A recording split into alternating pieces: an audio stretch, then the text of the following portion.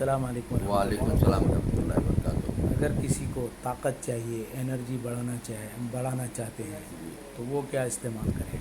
उसे कीकर की फल्ली यानी बबूल की फल्ली, बबूल की फली। जी हाँ, सुखा लें।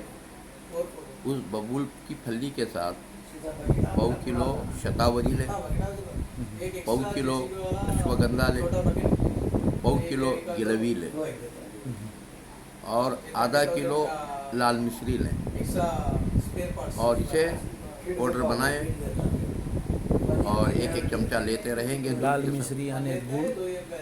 लाल मिश्री या मिश्री है। सफ़ेद मिश्री या लाल मिश्री, लाल मिर्च अच्छी है, या सफ़ेद मिश्री लेकर उसे डालकर पाउडर बना लें। फिर वो दूध के साथ सुबह शाम एक एक चमचा लेते रहेंगे। इसमें कोई साइड इफ़ेक्ट नहीं है। ये जो हमें बबूल की फली जो है इसके बीज वगैरह भी पूरे सब पीसने या सब बीज बीज के निकालना साथ कूट के पाउडर बना देना। है? जी हाँ। और ये कितनी कितनी मकदार, वो फली कितनी लेनी है?